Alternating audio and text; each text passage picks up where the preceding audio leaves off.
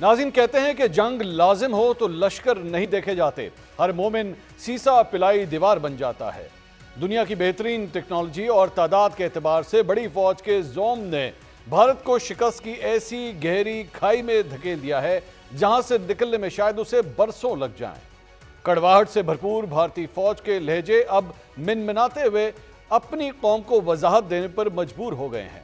इसका अंदाजा सिर्फ इस बात से लगाया जा सकता है कि पिछले 24 घंटों में भारत के डीजी एयर ऑपरेशन से 2 बार सिर्फ एक सवाल पूछा गया, राफेल तैयारे गिरे या नहीं, लेकिन दोनों मर्तबा ही इस सवाल का जवाब कहीं हलक में अटक सा गया हो।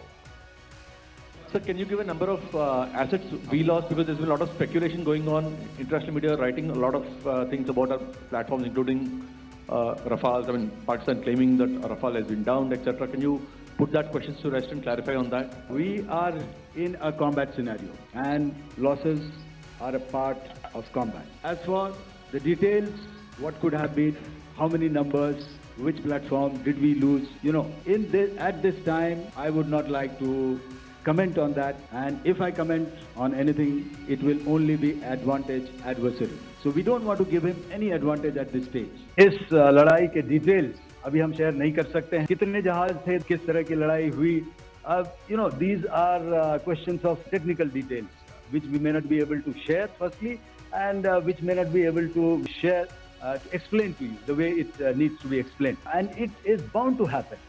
नाज़रीन, पुलवामा में MiG-21 गिरा तो भारत ने राफेल तैयारों की ख्वाहिश का इजहार किया था। अब जहां राफेल जमीन बोस हुए तो वहीं रॉ भी बुरी तरह फेल हो गई।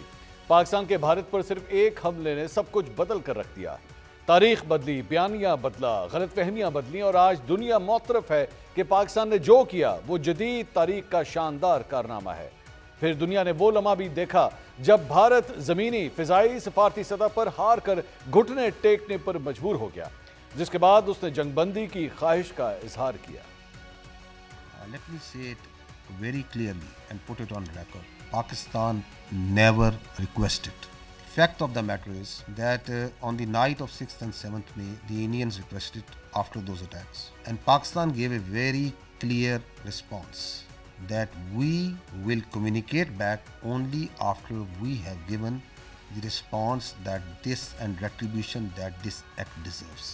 So on 10th of May, after that response, we responded to the already made request of the Indians, who was asking for non-escalation. So I think the record publicly, the facts speak for themselves.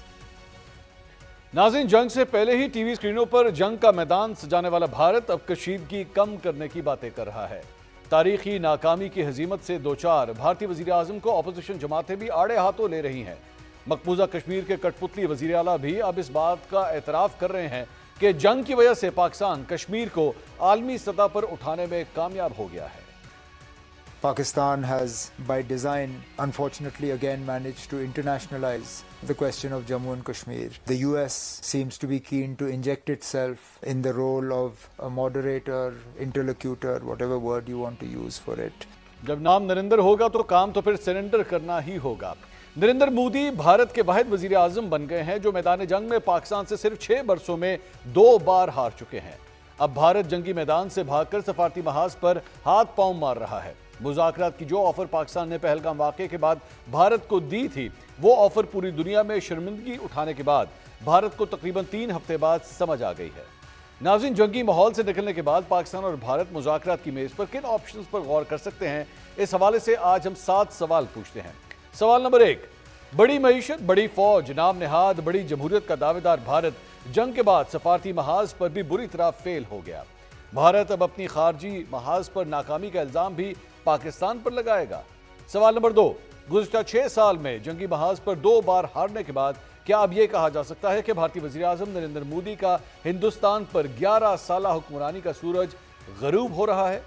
सवाल number 3, press conference में भारतीय फौजी हुकाम से 2 बार सवाल पूछने के बावजूद भी भारत मुसलसल राफेल तैयारों से मुतल्लिक इंफॉर्मेशन देने से इनकार कर रहा है, जबकि फ्रांसीसी कंपनी राफेल के मार्केट में शेयर तकरीबन 10% तक गिर चुके हैं। कंपनी को होने वाले भारी नुकसान का जिम्मेदार किसको समझा जाए, राफेल की टेक्नोलॉजी को या फिर भारतीय फिजाइया को? सवाल नंबर 4, भारत पाकिस्तान के साथ तनाज़ात के हल के लिए किसी फरीक की सालसी को मानने से मुसलसल इनकार करता चला आया है। क्या वजह है कि हालिया जंग हारने के फौरन बाद भारत ने अमरीकी सालसी की ऑफर को फौरन कबूल कर लिया? सवाल नंबर 5, जंग के मैदान में नाकामी के बाद भारतीय वजीर आजम नरेंद्र मोदी कड़ी तनकीद की जद में हैं, जिसके बाद ये आवाजें भी सामने आईं कि वजीर आजम को पढ़ा लिखा होना चाहिए। दूसरी जानिब भारत में जो जंग बंदी को खुशाइन करार देते हैं उन पर RSS वतन दुश्मनी का इल्जाम लगा देती है। भारत का सबसे बड़ा मसला क्या है? पढ़ा लिखा वजीर आजम ना होना या फिर हिंदुत्व की इंतहा पसंदाना सोच?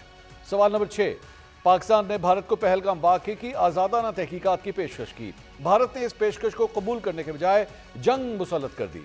जंगी मैदान में नाकामी के बाद भारत अब मुज़ाकरात की बातें करने पर मजबूर हो गया।